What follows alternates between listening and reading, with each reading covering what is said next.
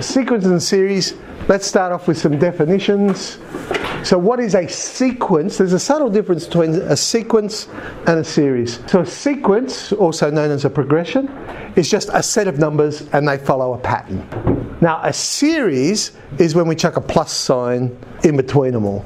A, conveniently, we use to represent the first term in the pattern. And then for every other term after that, we just generally go T with a subscript of whichever term it is. So technically, A could be written as T1. And if we actually want to find the value of the series, so all of them added together, then S would be the symbol we'd use rather than T. So for an example, here's the formula that describes a pattern, n squared plus 2. They want us to find, well, what would be the fifth term?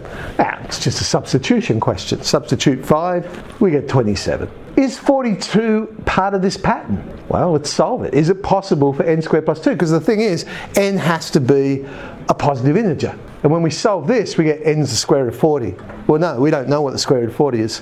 That's not a positive integer. So no, it's not part of this pattern. Okay. Then we've got this thing called a recursive formula. And that's where we define a series in terms of previous terms. Most famous of them all probably that you've seen would be the Fibonacci sequence, where to get a particular term, you add the previous two terms together. So it designates how does this pattern start. So I'll tell you what's the first one, or maybe the first couple. And then the actual expression to then generate all the other ones after that. So here's one. First four terms, it's defined by, we're going to get the previous term and simply add 3. And the very first term in this pattern is 4. So alright, that means the second one would be 4 plus 3 is 7, the third one would be 7 plus 3 is 10, and the fourth one would be 10 plus 3 is 13. Lucas numbers, very similar to Fibonacci numbers, you'll notice, because you do add the two previous ones.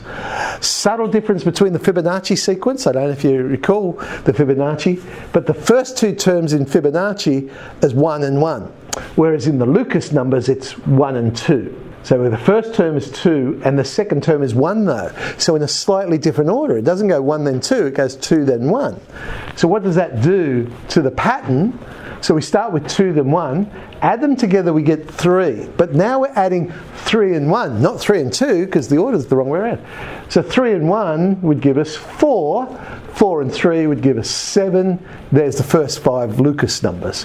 What we're really interested in are specific types of patterns, what are known as arithmetic ones and geometric ones.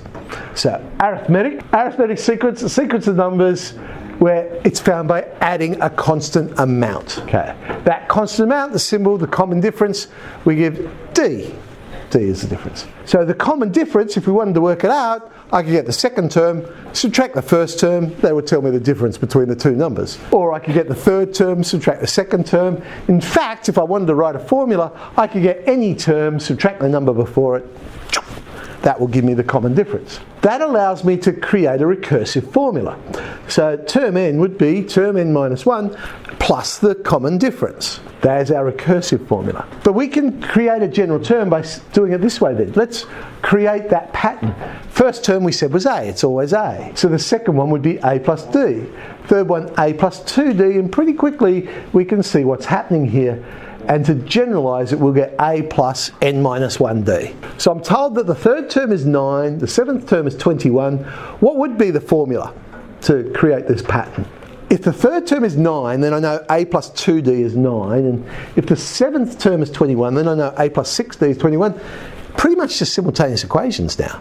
I just got to find what A and D are. So let's solve these simultaneously, eliminate the A, we get that D is equal to 3.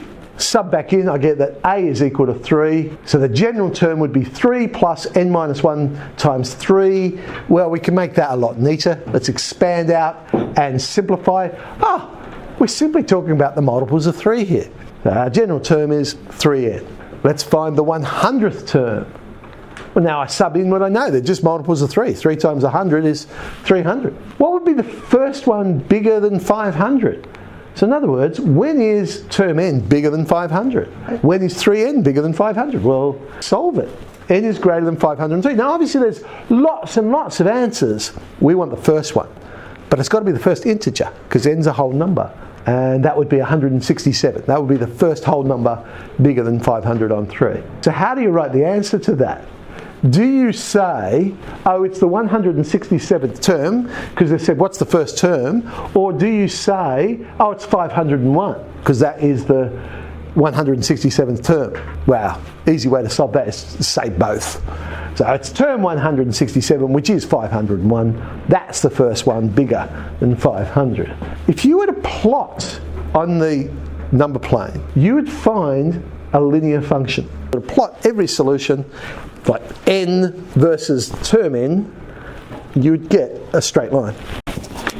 Cool.